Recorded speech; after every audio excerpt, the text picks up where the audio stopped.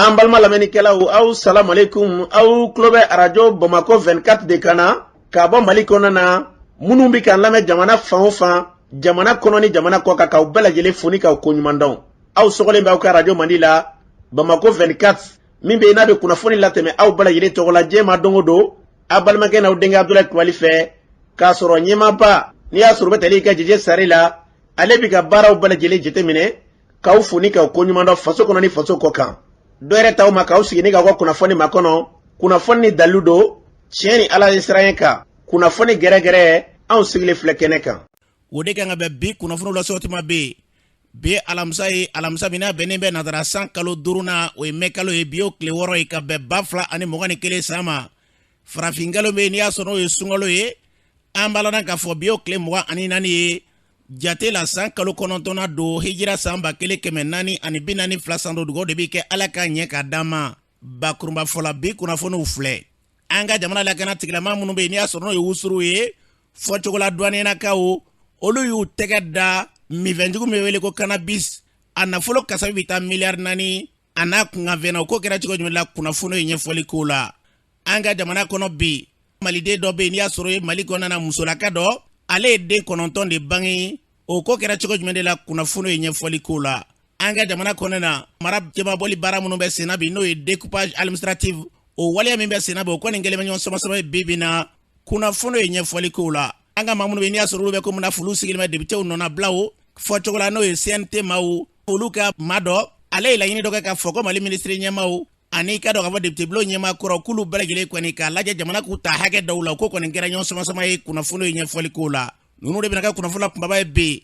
k'a fara kunnafoni wɛrɛw bɛna fara na lasema balimakɛ n'aw denkɛ fa Abdulaye Kulibali ala ka ɲɛ ka d'an ma kunnafoni an b'a daminɛ k'a lada k'a fɔ kunun ko kunnafoni cayara an ka jamana lakana tigilamaw wulikɛjɔ kɛr'u fɛ ka se ka sigana fɛn dɔw k'olu ɲini ka n'u tɛgɛ da u kisɛ ka fɛn bɛɛ wele ko cannabis o cannabis in kɔni y'u tɛgɛ da kan ko n'i y'a fara ɲɔgɔn kan sɔngɔ a bɛ taa miliyari 4 ani miliyɔn 900 na dɔn dɔrɔn de b'a jɛ miliyari 5 la u y'a kɛ cogo min na douaniers ka bolo kan maa min bɛ n'i y'a sɔrɔ olu yɛrɛ wulikɛjɔ de kɛ ni ka se k'a ko bɛlɛlen sɛgɛsɛgɛ o ye Salifu Tarawele a ko kɛra cogo jumɛn de la an ka lamɛn. N y'a fɔ a ye cogo min na douane bɛ baara kɛ information fɛnɛ kan an ye information sɔrɔ k'a fɔ ko minɛn jiginna magasin dɔ kɔnɔ yɔrɔ min fɔra an ye an b'a tigi dɔn directement ne équipe dɔ dépêché an taara an ye magasin tigi in denkɛ wele k'a ka na a nana n ko information b'an bolo ko a ye minɛn jigin magasin in kɔnɔ a daminɛ a ma reconnu ko olu jɔra a da la ko mais ma minɛn jigin quoi n ko dans ce cas comme aw ta tɛ procédure judiciaire bɛ yen taabolo bɛ yen nɔ sariya sira fɛ an bɛ passer o fɛ o ye an bɛ officier de police judiciaire dɔ wele soit un gendarme ou un policier qui va venir an bɛ da kari ni da kari la an kɔni tɛna taa k'a sɔrɔ an m'a dɔn fɛn min b'a kɔnɔ o la ne ye n ka ɲɛmɔgɔ fana wele o ko n ka petit in passe a ma n ye petit in passe a ma o sera ka n'a hakili yira ɲɔgɔn na ni officier de police judiciaire nana n'a ka da kari la ale ka sigida de don kɔlɔlɔ min b'a la est ce que a b'a dɔn je pense que a y'o faamuya donc a ye dɔ wele u nana n tile en tout cas an mɛnna an bɛ fɛn o fɛn kɛ kɔnɔli la a bɛ 3 heures de temps bɔ finalement u nana an ye da yɛlɛ an kɛlen ka da yɛlɛ sa an y'a sɔrɔ climatiseur minɛn dɔw bɛ yen ani ni produit bon an y'u ɲininka nature la k'o t'a dɔn ko mais ko magasinier de bɛ se k'a fɔ fɛn min don magasinier mun ɲininkara o ko non ko petit cola de don u bɛ fɛngɛ dɔ kɛ dɔw poudrelaman don dɔw boissonlaman don ko petit cola de don bon an kɔni y'a essayer sisan ko an b'a ɲini k'a dɔn fɛn min don au juste an commencé la ka bɔrɔ ninnu de fara k'o dayɛlɛn an taalen ɲɛfɛ ko ko a fɔra ko non ko petit cola tɛ ko sisa taba de don quoi mais an kɛlen ka taa s'a ma an y'a ye produit min don a ka magan ji buruburu yɛrɛ b'a la kasani dɔ b'a la qui est piquant bon ani emballage hakɛ mun b'a la aw yɛrɛ y'a ye an ye emballage hakɛ mun dayɛlɛ pour que ka se fɛngɛ ma emballage hakɛ mun b'a la an ko c'est pas clair o de kɛra sa ne ye n ka ɲɛmɔgɔ informé u ko an ka na ni produit ninnu bɛɛ an nana ni produit au niveau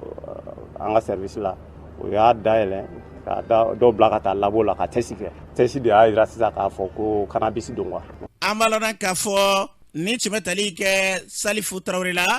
o kɔfɛ douaniers ka hukumu kɔnɔna na maa min bɛ n'i y'a sɔrɔ ka baara ɲɛsinnen bɛ sɛgɛsɛgɛli ma ale y'a yira k'a fɔ ko nin baara minnu filɛ n'u b'a la ka kɛ bi ko ninnu kun ti kɛ an ka jamana kɔnɔna na fɔlɔ kɛ nin ko ye senna ko bɛɛ lajɛlen kan ka fara ɲɔgɔn kan ta ni ka se k'a ko sigi sen kan o kumatigi maa min Amadu Sanogo ale b'o ɲɛfɔ an ka lamɛn. An filɛ ka saisie min kɛ nin ye sisan n'o ye résine de cannabis ye a ka ca douane service bɛ saisie caman kɛ drogue cannabis an bɛ cannabis caman saisi mais k'a fɔ k'an ka résine de cannabis saisi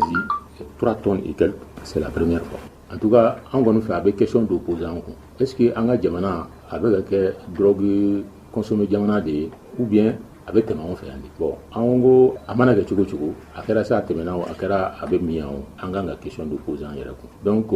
produit min saisira a valeur ka ca o ye kelen ye. Filanan produit min de don a consommateur ninnu fana man ca parce que capacité financière dɔ ka kan ka k'i la pour que ka se ka produit in sɔrɔ ka o ye filanan ye. Ani sabanan danger min bɛ produit la parce que a kɛ ka di ka fa bila mɔgɔ la. Wa ni conséquences wɛrɛw b'a la minnu ye spécialiste ye médecin ni fɛnw olu bɛ se k'olu développer parce que ni saisie modèle yi o bɛ na n'a ye k'a to kɛrɛfɛ yɔrɔ ninnu na ka essayer ka don n'a ye dɔɔni ou bien n'a sɔrɔ a kan ka bɔ de o bɛ solution ɲini ka bɔ n'a ye service tɛ bɔ a kalama donc fo information de ka di service ma pour que an ka se ka taa a tigiw nɔfɛ donc n bɛ population wele vraiment an kɔni an ka daw yɛlɛlen don ni information min bolo ka na pour que an ka exploiter parce que an b'olu ka baara de bon sisan an b'a daminɛ minɛn na minɛn man ka don ni ye drogue a man ka don Mali la a man ka don donc drogue min minɛna procédure dɔ bɛ yen nɔ minnu kɛra pratiquement même déjà parce qu'il faut que procès verbal ka kɛ ka requête kɛ après tout ça la commission dɔ bɛ yen nɔ o commission de bɛ na an bɛ produit an bɛ fara ɲɔgɔn kan service caman bɛ yen an bɛ fara ɲɔgɔn kan ka produit in jeni min ye minnu ye waleya jugu kɛ an kɔni sera ka min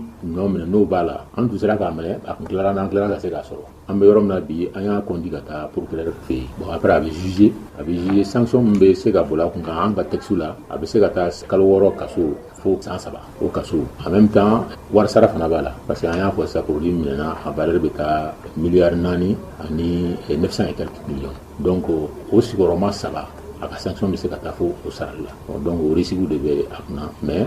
juge de b'o prononcer en tout cas an kɔni y'a minɛ k'a bila justice ka niveau la.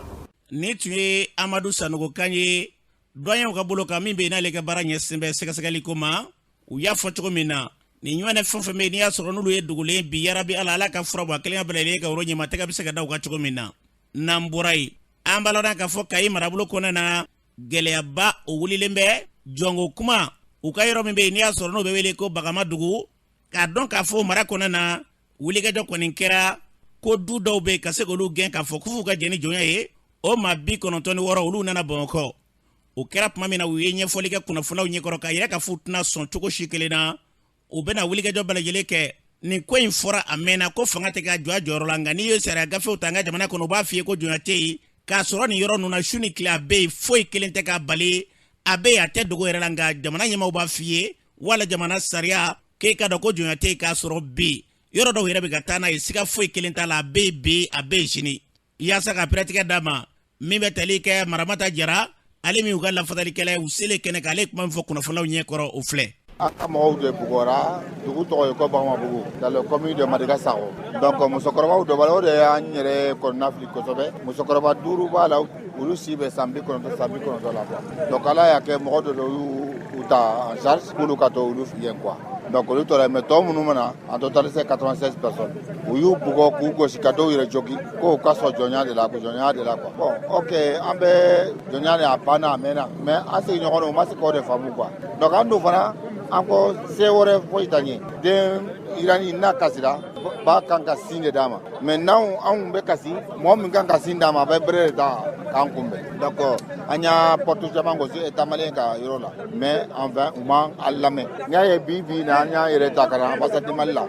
an yɛrɛ b'a lɔ an ka hayibale de b'a la parce que mais an fana nalen yan o tɛ ko wɛrɛ ye pour que an bɛ se ka ye cogo min na quoi a hakili la mɔgɔ minnu kan k'an dɛmɛ u ɲɛ t'anw na u tora t'an ka kumakanw na mais n'an ko nana yan vraiment u b'an ka kumakanw lamɛn sinon an ka autorité an y'a ko caman kɛ toujours sera k'a f'i ye ka mɔgɔ bugo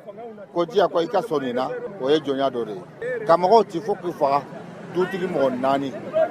ka 60 personnes to olu kɔfɛ denmisɛnw ni musow dutigi mɔgɔ 4 72 73 a mɔgɔ 2 73 a mɔgɔ 2 ani 45 kan mɔgɔ 2 o mɔgɔ minnu sara sa bɛɛ y'a muso 2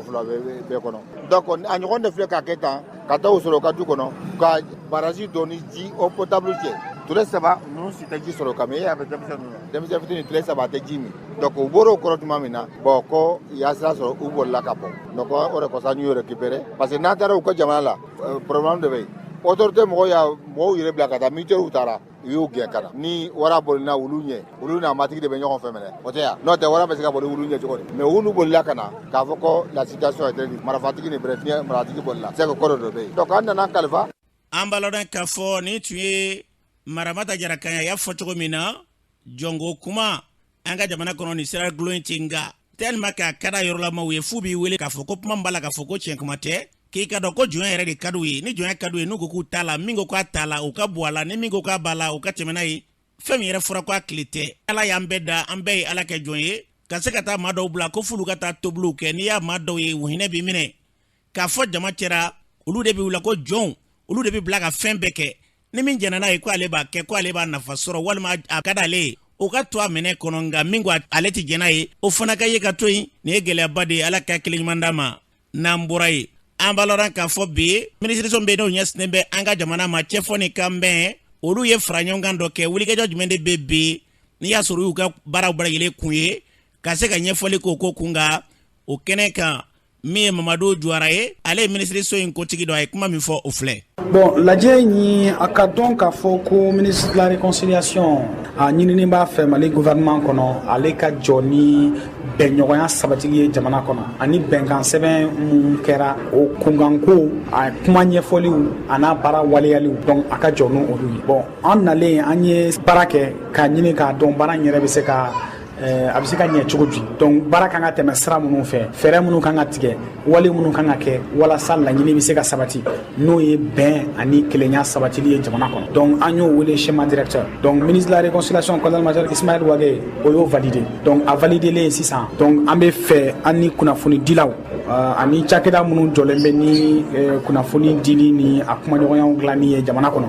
an n'olu ka se ka kuma an ka ɲɛfɔli k'u ye baara taabolo la baara kɛcogo la ani fɛnɛ olu jɔyɔrɔ ye min ye baara in kɔnɔ an jigi b'u kan u ka an dɛmɛ jamanadenw ka se ka kunnafoni jɔnjɔn sɔrɔ et puis hakilina ɲumanw ka se ka falen jamana kɔnɔ walasa bɛnɲɔgɔnya bɛ se ka sabati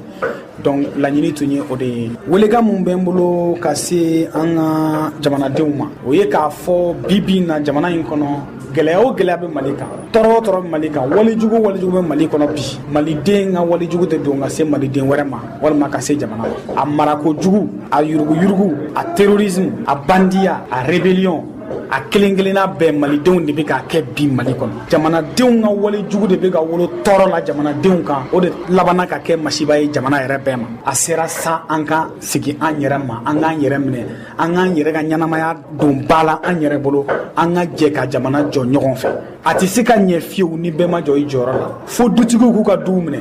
dugutigiw k'u ka duguw minɛ alimamiw k'u ka misiriw minɛ karamɔgɔw k'u ka kalandenw minɛ bɛɛ ka jɔ i jɔyɔrɔ la an ka fara ɲɔgɔn kan. an b'a lɔn k'a fɔ ni tun ye Mamadu Jwara ni tun y'ale kan ye minisiriso bɛ dɔw ka baara ɲɛsinnen bɛ cɛ fɔ ni kan bɛɛ ma o cɛba dɔ a y'a fɔ cogo min na an ka jamana basigi ni lafiya ala k'an ka jamana bila o minɛ kɔnɔ n'an bɔra ye kalata min kuma bɛ senna bi k'a daminɛ maire taw député taw ka taa se jamanakuntigi taamaw ko n'i y'a bɛɛ lajɛlen jateminɛ ko maa minnu b'a la k'a kuma fɔ bi n'o ye furancɛla fanga maa ɲɛmɛ u bɛ k'a fɔ de k'u to Bamakɔ ko n'a kɛra k'a bɛ kɛ sababu ye namara kɛ k'a la o kɔfɛ yɔrɔ caman bɛ yen kalata tɛna se ka kɛ bi ko sɔnni u tun ka nin baara in sigi sen kan u ka wulikajɔ de kɛ ka jamana kɔnɔna na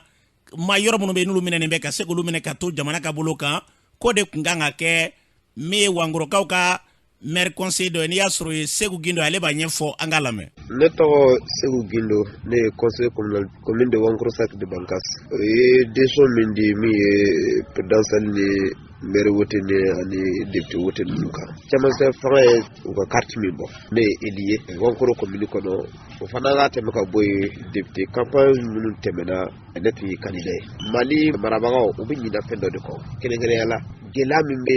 cercle ninnu kɔnɔna na lakanabaliya salo an ka campagne ninnu na gɛlɛya camanba de sɔrɔ ka sababu kɛ lakanabaliya ye n'i ye dugu dɔw ta caman bɛ yen u ma se ka campagne kɛ u ma se ka wote kɛ salo ni ɲinan cɛ dɔ de farala gɛlɛya kan mais ɲɛ b'a la Mali ɲɛmɔgɔw dati ka maga a kuma in na pep min ye lakanako ye n bɛ misaliya ta bi Bankasi commune dama bɛ yen o tɛ se ka campagne kɛ a tɛ k'u la ko karisa nin ye maire ye a tɛ k'u la ko karisa nin ye gouvernement ka baarakɛla ye mais min fɔ an kana bɔgɔ sen ka bila bin sanfɛ a bɛ gɛlɛya lase dɔw ma bi Wankoro ne ka commune de don Haruna Sangare bɛ bɔ Wankoro nin ye san joli a ye wankoro bila san dɔ la a bɛ taa sunkalo kunbɛn tuma dɔ la a bɛ taa selu kunbɛn mais munna kɛlɛ in wulila a ma se ka taa gɛlɛya min bɛ yen a b'a dɔn dugu minnu wulilen don bi wankoro kɔnɔna na wankoro komini kɔnɔ dugu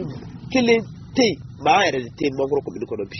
ni ko o dugulamɔgɔ ma ko karisa ko ka taa campagne mairie campagne bon ni ko bɛna kɛ cogo o cogo a bɛ kɛ dɔ ka namara de kan a filanan n'i taara Bayi o yɔrɔ ninnu a bɛ jadisiw ka mara de kɔnɔ bi an bɛ waati min kɔnɔ Sokura a bɛ jadisiw ka mara de kɔnɔ bi Tori a bɛ jadisiw ka mara de kɔnɔ bi Jalasɔngu a bɛ jadisiw ka mara de kɔnɔ bi Kundogo a bɛ jadisiw ka mara de kɔnɔ Sege a bɛ jadisiw ka mara de kɔnɔ donc yala ni o bɔra sa Banga cercle kɔnɔ commune tɔw bɛ min yanni o campagne cɛ pédansali député woti maire woti lakana kuma ti ka fɔ dɔgɔnɔw ka dugu bila fulaw ka dugu bila mais yala campagne bɛ kɛ cogo di premier ministre b'a kalama premier ministre ye Bɛnkɛraka ye mais a fa ye Wankoro kɛ a ye misi dɔgɔtɔrɔya kɛ Wankoro donc gɛlɛya min bɛ Wankoro a b'a kalama ni campagne kɛra nin cogoya la mɔgɔ bɛ sira namarako kelen min ye a tɛ taa k'aw da salon ne ye candidat ye commune naani ma se ka campagne kɛ commune naani kɔnɔ ma se ka campagne kɛ Wankoro ma se ka campagne kɛ Bayi ma se ka campagne kɛ Sokura ma se ka campagne kɛ Tori o wote sine wote tuguni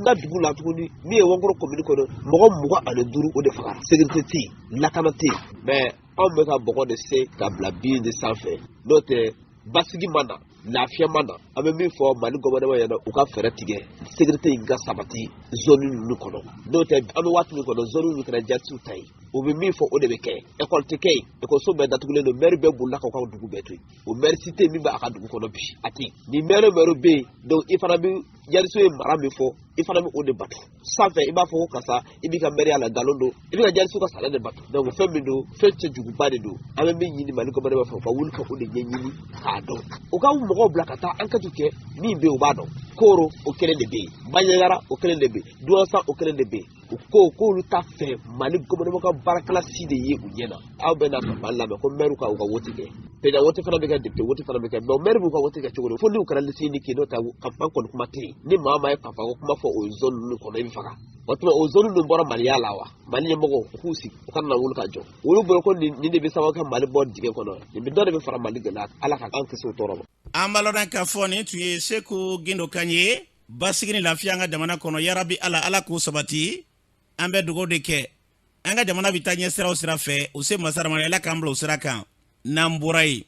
an b'a lɔn k'a fɔ ka hakilila dɔ ta k'a fɔ sariya kisɛ dɔ bɛ se ka taa cogo min na sango maa minnu bɛ yen n'i y'a sɔrɔ olu ye maa ɲɛmaayaw kɛ député bulon ɲɛmaayaw ko ka se ka hakɛba dɔ jɔ olu ye o dɔ ye mun ye u ka bolimafɛn a n'a boliba ka se baarakɛlaw fo ka taa bila u ka so ani i ka dɔn k'a fɔ u bɛ kuran minnu sara député bulon ɲɛmaaw ko k'o di olu ma i n'a fɔ ministre ɲɛmaaw ni jamana kuntigi kɔrɔw olu ta bɛ kɛ cogo min na ko ka kɛ ten an b'a lɔn k'a fɔ an ka CNT kɔnɔ na cɛban bɛ yen n'ale ka baara ɲɛsinnen bɛ seko ni dɔnko ni danbew sabatili ma an yɛrɛ cakɛɲɔgɔn don Maguma Gabriel Konate ale y'o laɲini min kɛ a kuma cayara dɛ a yɛrɛ ye laɲini kɛ ka da mun de kan an ka yɛrɛ lamɛn. Ne ye sigi n ye jateminɛ kɛ ka da kan ko caman kɛra an ɲɛna fiɲɛtora ni nabaraya wuludennin ye dɔ kɛ nin bɛɛ lajɛlen na an ye président kɔrɔ dɔw ye yan assemblée nationale la u musow tun bɛna delili kɛ walasa u cɛw ka se ka balo ne ko n ko o ye fɛn ye o ye fɛn cɛjugu ye fɛn cɛjugu min don mɔgɔ o mɔgɔ n'i ye jamana in mara mɔgɔ o mɔgɔ ni i ye fɛn kɛ jamana in baarali la i ni labila man kan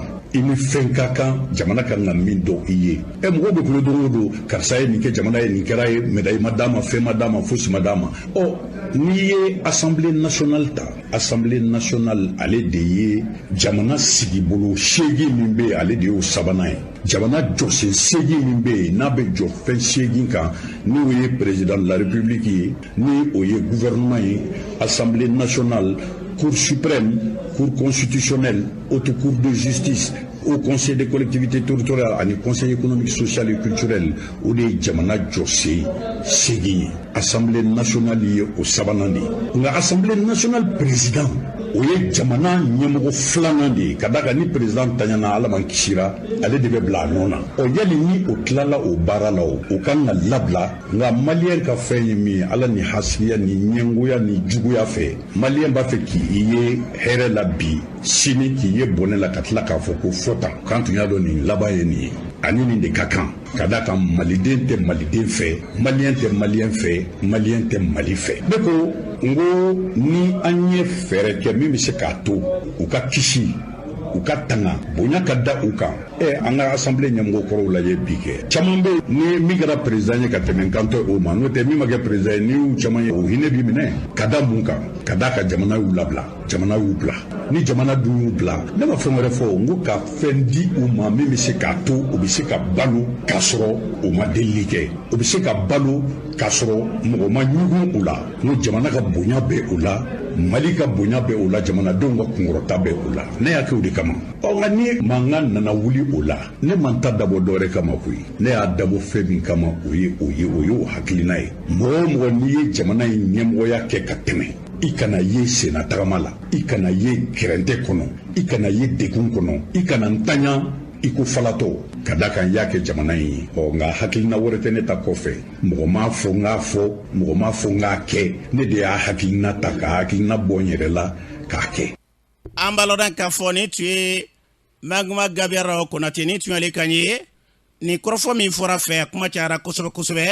a bɛ maa dabali ban kosɛbɛ an ka jamana kɔnɔ na min ka dɔn k'a fɔ député bulon ɲɛmaw a ɲɛma kabini an ka bɛjɛ fanga kɔni n'o natira an ka jamana kɔnɔ na sariya kisɛw talen bɛ a kelen o kelen kalo miliyɔn 35 de bɛ d'u ma n'i y'a lajɛ don o don a bɛ bɛn miliyɔn 1,32 ni buruburu o ye jamana député bulon ɲɛmaba a bɛ sara o de la kalo la miliyɔn 35 don o don n'i ye wari in lajɛ miliyɔn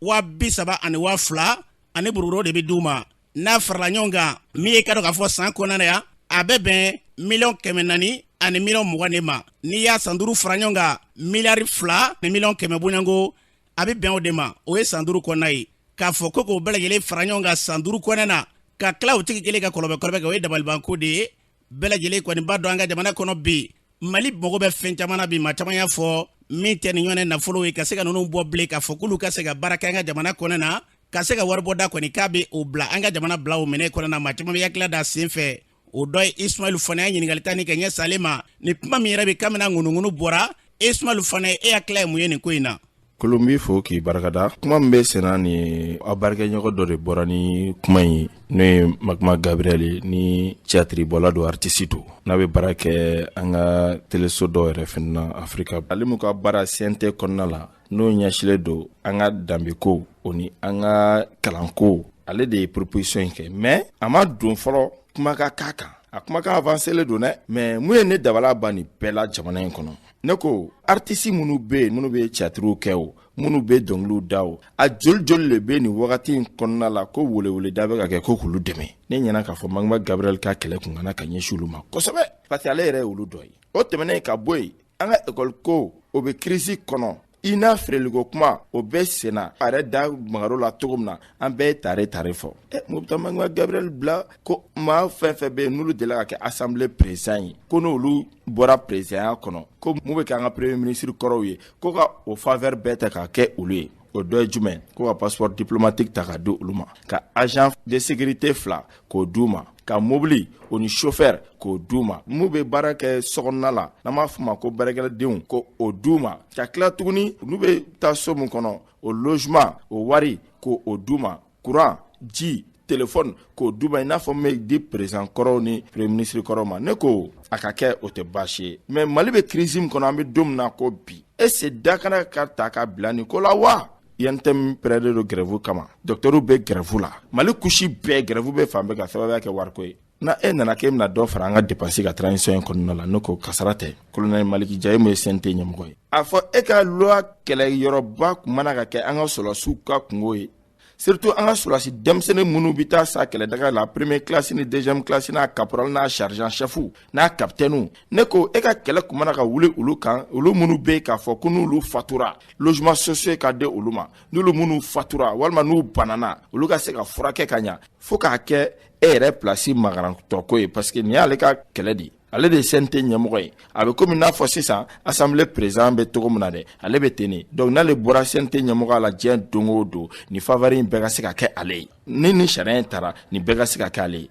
n'a kun ko k'ale directement i b'a ye jamanadenw bɛ wuli a nɔfɛ donc keguya la u nana kɛ ko assemblée président kɔrɔ bɛɛ donc o la n'o fɔra sa ale tɔgɔ bɛ sauver tɔgɔ ma sauver yan dɛ i ye militaire de nin transition in bɛ ban pewu an b'a ɲini fɛ i ka segin ka taa kan kɔnɔ parce que an mago b'i la i ye nord kɛ i bɛ nord dɔn a fɔra k'i ye cɛ ye ko sɔrɔsiya k'a ko bɛɛ b'i la donc faso de mago b'i la ni CNT 18 ma in banna pepepewu a ye ne don i fɛ i ka segin ka taa kan kɔnɔ an mago b'i la o ka fisa ko ka mobile bila i ka disposition na courant ni ji e t'o sɔrɔ fɛn fɛn bɛ kɛ président kɔrɔ ko k'o d'e ma o budget Mali mago t'o la bi an mago t'o la sini ne e kun ko ka nin kɛ sɔrɔsi ye ko a ka sɔrɔsi bɛɛ sara kɛ miliyari kelen walayi maliyɛnw tun bɛ tɛgɛrɛ f'i ko wa an bɛɛ tun bɛ jɛn n'a ye mais o kɛlɛ ma kɛ ko fo ka n'a kɛ de ko assemblée président kɔrɔ ko ka nin faveur bɛɛ k'u ye an maliyɛnw ko an bɛ don min na ko bi an pɛrɛnnen t'o kama an m'a fɔ u n'an ma kan dɛ mais an pɛrɛnnen t'o kama an bɛ don min na ko bi parce que gɛlɛya b'an ka jamana kɔnɔ n'a nana fɔ office du Niger maloko problème bɛ yen nɔgɔko problème bɛ yen engrais olu situation ko problème bɛ yen da tɛ ka maga ni si la an bɛ don min na ko bi courant yɛrɛ t'an bolo olu solution bɛ ka ɲini Magma Gabriel bɛ taa ni hakilina ta k'o don CNT kɔnɔ CNT ɲɛmɔgɔ yɛrɛ an bɛ mun f'u ye u ka sabali jamana in sɛgɛnna u ka jamana in ɲinɛ minɛ ni jamana ami tun bɛ ninnu na k'a dɔn k'a fɔ ko Elhaji Ibrahim Boubacar Keita président kɔrɔ ko ka régime de kun changera ko ka na maliyɛnw dɛmɛ ka maliyɛnw ɲinɛ minɛ walayi ni hakilina kun tɛna ninnu na mais k'u siginna yɛrɛ an maliyɛnw tɛna an sigi k'u lajɛ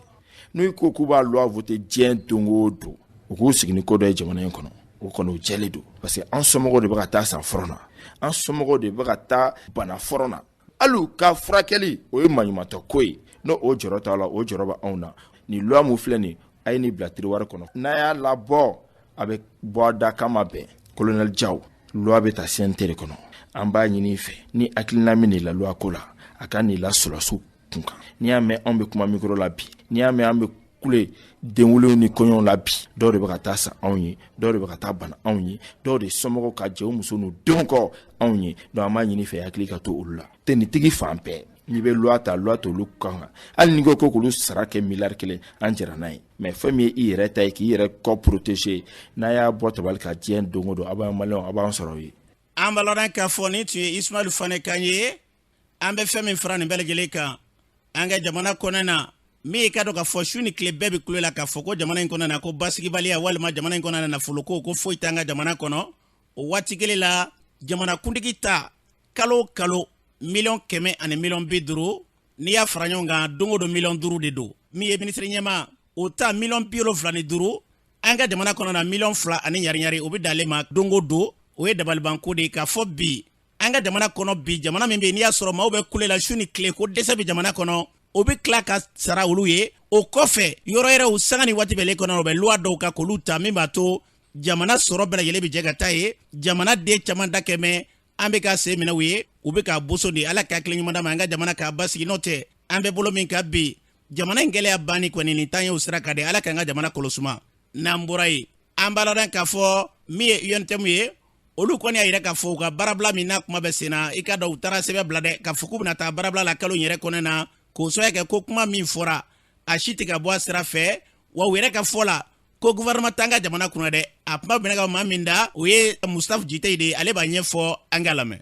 Gouvernement t'an kunna gouvernement tɛ wan tɛ foyi kalama Mali ko la a tɛ foyi kalama a tɛ fɛ ka baara fana kɛ baarakɛla tɛ o baarakɛla tɛ wani ye baarakɛla tɛ u bɛ pati kolonba fɔ de la an ɲɛ bɛ ɲɔgɔn tɛgɛ ja la mais olu ma min faamuya k'a ta wani kelen tɛ parce que fo Bandaw Asimi a bɛɛ lajɛlen olu ye wɔlɔ min dun an y'o jukɔrɔ naji de min syndicaliste i tɛ se ka syndicaliste ɲɛko i b'i yɛrɛ de nɛgɛ ni k'i bɛ syndicaliste ɲɛko a b'i n'a fɔ sisan n'i ye ballon tan kogo la a bɛ segin i yɛrɛ ma yabe i b'i du yɛrɛ la an n'u ye accord signé le 5 février ka bɔ le 5 février la san 2021 n'a bila sisan na taama mɛnɛ sisi ma bɔ a kelen ma bɔ a sira fɛ a kelen ma bɔ a sira fɛ u bɛ ka min kɛ dɔrɔn a bɛ fɔ min ma endormir la conscience o hakilila k'a fɔ u b'an hakili soɲɛ k'an lasunɔgɔ mais u tɛ min kalama u t'a dɔn k'a fɔ anw ye syndicalistes de ye an bɛ ko kalama u tɛ min kalama fana u ye kuma caman fɔ dogo la a kɛra ale premier ministre ni dɔw ye o u ni syndicat dɔw o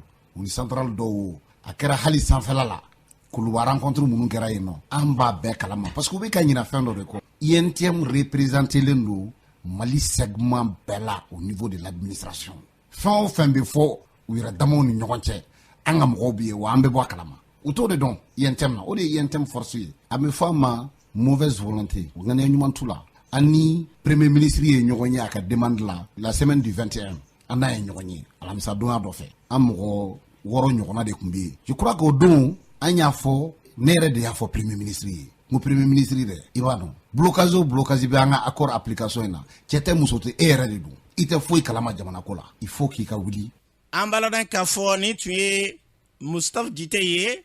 UNTM kɔnɔna na a y'a fɔ cogo min na an bɛ dugawu de kɛ an ka jamana basigi ni lafiya o bɛna sira o sira fɛ ala k'an ka jamana kɔlɔsuma n'an bɔra ye découpage ko kuma min bɛ senna bɛ a kɛlen bɛ gɛlɛyaba ye sango bi wulikɛjɔ kɛra marakalakaw fɛ o waati kelen kɔnɔna na wulikɛjɔ kɛra Mondoro o waati kelen kɔnɔna na wulikɛjɔ bɛ ka kɛ yɔrɔ caman na sualakaw fɛ Kurumari o wulikɛjɔ ma dogo n'ala sɔnna ma bi yɛrɛ olu kɛlen bɛ ka kunnafonilaw wele bi u bɛna lajɛrɛba kɛ bi nɛgɛ kanɲɛ 15 bi kunnafonilaw tɔgɔla du kɔnɔna na k'a kɔn aw ɲɛ kuma min na ni jaabi ninnu bɔra Kurumarikaw ye fara ɲɔgɔn kan ba kɛ o kɛnɛ kan an ka cɛbɔ min bɛ yen Modibo Nabe ale taara suala dugutigi bulon kɔnɔna na tɔgɔ la ka taa ɲininkali kɛ dugutigilakaw ye min fɔ dugutigi n'a ka conseil o filɛ Dawuda Kulibali le chef de village de Sogolo an y'a wele baasi ko tɛ kɔrɔ kuma dɔ don an yɔrɔ k'i yeli la m'a fɔ dumisɛnw dɛ anw k'i yeli la anw maakɔrɔbaw anw t'a dɔn fiyewu ni sɛbɛnni yɛrɛ tɛ k'a fɔ benni bɛ kɛ nin ko in na ko suala bɛ taa bɔ nɔ siɲɛ joli joli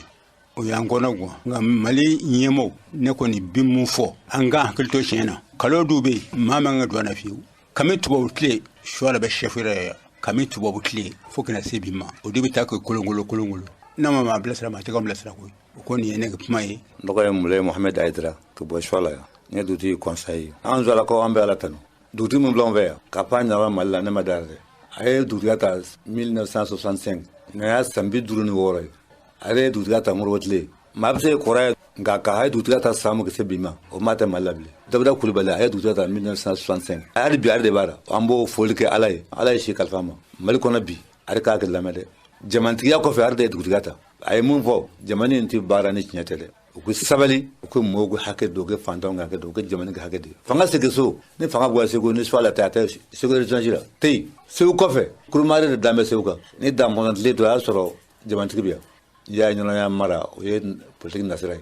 n'o tɛ anw ka kɛ région de ye ka ɲɔgɔn mara n'anw ko sɛgɛli ko halisa ko mankan de bɛ don o la halisa faamaw ma jɔ o jɔyɔrɔ la an bɛ mun ɲini u fɛ fo ka sɛgɛli u y'a bɔ a cogo k'a segin a nɔ la bon tile a commanda tun bɛ Kurumari yan minnu ye Mali yɛlɛma hɔrɔnya tu tigɛ k'an bɔ jɔnya na n'o ye Modibo Keyita ye o fa ye Suala ekɔlidenko la yan Daba Keyita o cɛ 30 Suala ye fɛn min ye Maliyɛnw bɛna dɔn faama minnu t'a dɔn o bɛna dɔn nin ko senfɛ ne bɛ dan yan. Ne tɔgɔ ye Suana Kolosi n ye dugutigi conseiller an nisɔngoya ale bɛna da diɲɛ bɛɛ tulo kan Segu ni ɲɔnɔ jara janfa mun kɛ mais a kɛra la ɲɛna nka Segu ni ɲɔnɔ bɛ a diɲɛ kɔnɔ diɲɛ ko ko n'a bɔra musala la diyagoya kɔni an tɛmɛn'o tile kan ni mara don Suala kan ka ɲɔnɔ mara kan ni diɲɛ kununko fo bi mais musala sigiɲɔgɔnya ni bariya ni koto ɲɔgɔnna de b'a to k'a to ɲɔnɔ b'aw mara ɲɔgɔn n'a kɛra kolo kan hali ɲɔnɔ ka yɛrɛ n'i y'a dɔgɔnna san dɔn a bɛ sɔn ka fɔ a bɛ Suala ka mara mais an bɛ min kɔni ta diɲɛ bɛɛ kɔni tulo kan o jara k'a bɔ a la cogo min k'a bila a nɔ na sisan komi commune 3 o bɛ k'a gulon mais commune 3 Ala ye fɛn mun kɛ a dogo tɛ Mali kɔnɔ rébellion na Suala Jabali Dɔgɔfiri min kɛra Amɛdogo bon ɲina fana ta kɛra o cogo kelen la bon no halisa o ko kelen de kɛmɛ a b'o ta k'o fili kɔfɛ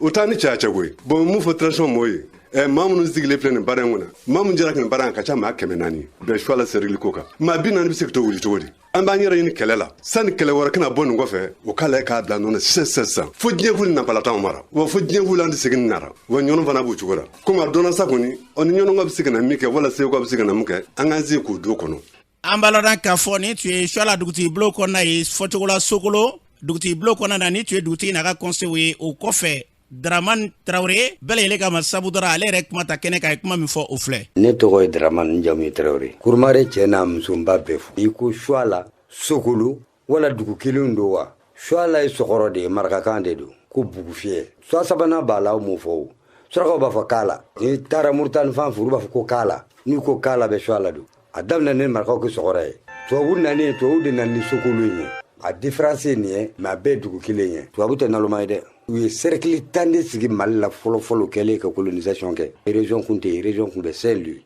o cercle 10 o caman ye région ye bi ni Suala tɛ o cercle 10 Kayi b'o la Kita b'o la Bamakɔ b'o la Sikaso b'o la Kulukɔrɔ b'o la Naran b'o la Segu b'o la Mopti b'o la Gao b'o la Sogolo yɛrɛ b'o la o cercle 10 o de dilanla tubabu fɛ Mali la o don y'a sɔrɔ an ka région ye Soudan français don an ka région tun ye Saint-Louis ye Sénégal donc Suala kɛra cercle y'o la tubabu bilen commandant 22 de tɛmɛna Suala ni tubabu ye ko kɛ kɔrɔ dɔ b'a la tubabu kaburu a tɛ ɲɔnɔ ni bɔra Segu n'i bɛ tubabu kaburu ɲini Suala don n'o tɛ a tɛ yɔrɔ si tubabu caman sara yan kaburu dɔ bɛ yan bɛɛ ye tubabu ye o Suala an t'a dɔn ko o ti faamu an hakilila histoire bi kalan kɔrɔ du de kama ni histoire kalan a kan ka hakili dɔ de d'i ma n'o ma sɔrɔ Mali tara a b'an kamana wa administrativement soit la école kɛ kɔrɔ ɲɔnɔ yɛrɛ sigili ye o don ɲɔnɔ yɛrɛ tɛ yen o don office tɛ yen o soit la école sigilen ni bi cɛ san 100 ani san 22 soit la école sigilen Modibo Keyita fa o kalanna soit la école de la Lamuru de ye daba ye Lamuru de tɛmɛna yan a bɔra yan de ka taa Jere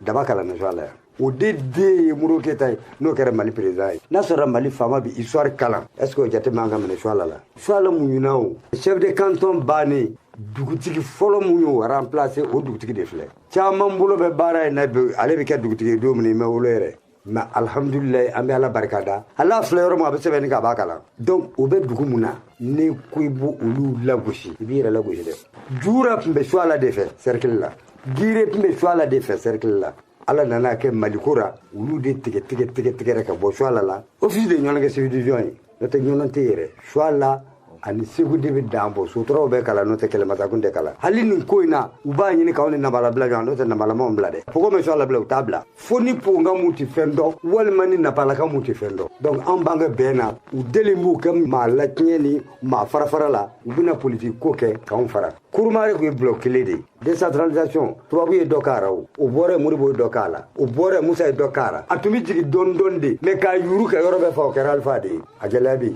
cercle ko fɔra anw fɛ depuis Alpha sigi kuma depuis Madlamini bɛɛ ministre de l'administration territoriale la soit le cercle ko fɔra ni dɔ ko a b'a dilan o bɛ wuli dɔ wɛrɛ b'a fɔ a b'a dilan o bɛ wuli fo ka na se kɔsa in na concertation régionale mun kɛra cercle 7 o de bɛ Segu o de jɛra ka fɔ soit la ka kan cercle a bɛ k'a ye cercle mun tun bɛ yen Sangun bɛ yen Bila tun bɛ yen Bariwele tun bɛ yen Ɲɔnɔ tun bɛ yen Masina tun bɛ yen Segu yɛrɛ tun bɛ yen Sokolo passera k'a bɛ kɛ cercle ye o kɛra ka premier ministre Bube de to yen Sokolo ni Nampala de jɛra k'a dilan o nka kama an taa tuma Ɲɔnɔ y'a kɛ parce que Ɲɔnɔ ɲɛ Burema de ta Dɔgɔfiri k'o ka taa Sokolo représenter Burema Traoré Dɔgɔfiri dugutigi k'aw an bɛɛ b'a dɔn Burema tɛ soit la histoire kun dɔn i tɛ fɛn mun histoire de b'a la pasa cogo di mais a y'a dabɔ tani wala an bɛ bila ɲɔgɔn na n'olu ye Burema délégué a ka taa an yɛrɛ dama tɛ kɛlɛ wa o ma bali an yɛrɛw taara a kɛnɛ kan an bɛɛ jɛra k'a kɛ gouverneur mun bɛ o don o ye Sisogo ye député de tun kan ka voter yala ka voter Bube bɔra yen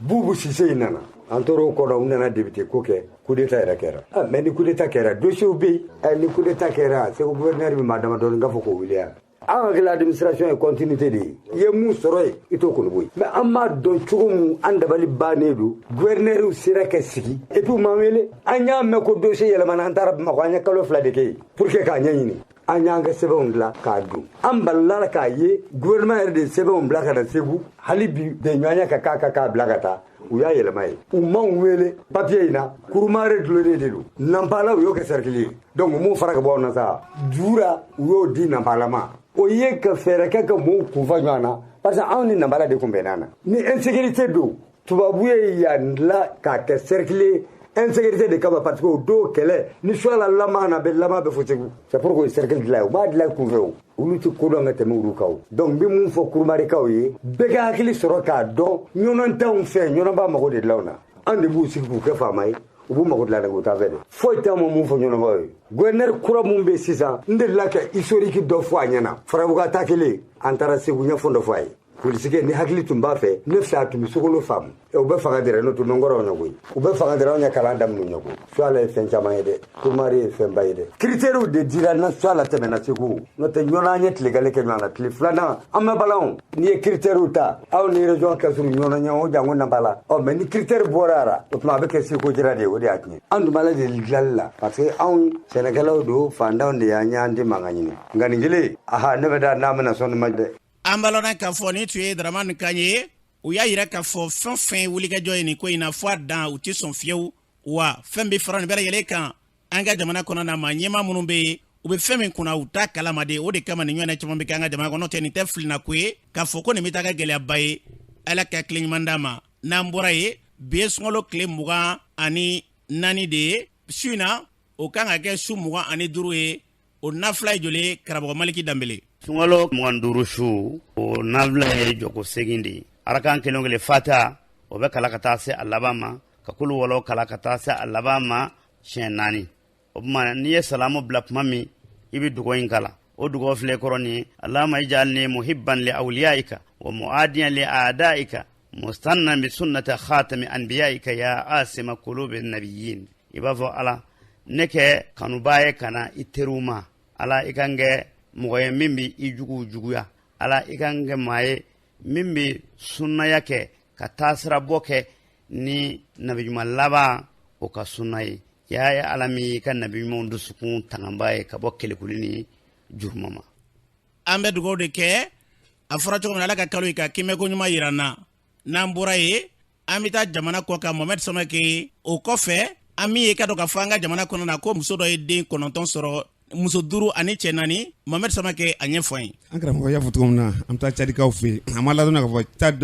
jekulu baw do farale nyon ka nabi woli ko mouvement citoyen wakitama kulukon be kan wele da kon bla chadikaw bele jele ma chad jamana ani fan waraw fe sibiri do ku na tama bado buluda tama kon kam na ka chadikaw fe wala so gon so ko ira chadi marabagaw la ni watina no chama ja fanga tigla mawe na mbora amta france ka fe amala do na ka fo ami muso mun ko sage femme na uluye nu ulubo hakilto anga muso gerzaga tawla ko ulu bora ka tama bado kon ke france ka fe france fa ba kon no pari wayre ka fu ka barami ga no e sage femme ko wala saka saka ta bala ko ba ni jemara ma so bele jele fe wo se ko hakilto ulula ni paren konala na mbora ankar mo amna rafi malba konala france kuna fondila do nabi wol Olivier Dubois ko al kon ki wara kun tunle kun ka abi do kun saba jongona bo ko nga trata do ko kuna fonu sura sab ko jaro yela bololo sanfula la janyera la alebi kuma bayra ko be mawdo bolo ami mamunu wele ko GSIM le groupe de soutien à l'islam et aux musulmans arabes ko akon bo luga bolo ka ni watina famille idasra fon sanga musula ka do na le to ko alima Cissé ko alila jole kundo aye do franja flaja to kon ke an reka l'hôpital bala no hôpital du point G segaselu belajele ko fayda la ka fo ko agersele ko ko abte den wolum fla nyona ma o de la kuno fon torla fam belajele fe fam ya nga chamaja fanga manyama no e bandawe ale ko ne wulga job belajele ke wala sa ka se ka prise en charge ka se kul besigi sengele ka bolo kelenga mala dona ka fo maskalu tle bisaba samba flan mo kele ale wulga job ka se ka tane ma ko fulen ka tana Maroc clinique barobe ka se ka ta ka baro belajele sigi senga trata do mekalo klenani fami alima Cissé ko ali kone ayere soro ama fo mi mango accouchement césarienne ko akon kero ye nga ko ala kone agerska do den konontola muso duru ani chenani o fami re kuno fondman belajele karamo o de sa ba muso fokata se ni manuma demsonuma ko abelajele kon ga kene unela koso ami dugo ke ala kan wacha mali kono ame dugo ke yarabi ya foto mina Cissé la kawo utobe ni be ko fe denunu yarabi ala ka belajele balo ka se ka den nunu k'u jɔ k'u tɔgɔ kɔnɔ k'u somɔgɔw k'an sigi u kunsigi sumana ala ko tɛ nkalon ye dɛ ko masiw de y'a lajɛ k'a fɔ ko den ye 7 ye ya masiw y'o fɔ a taara yɔrɔ min na o masiw y'o fɔ nka ala ko ko 9 don o b'a yira k'a fɔ fɛn bɛɛ lajɛlen bɛ da masa ramani ta la ala ka den nunu balo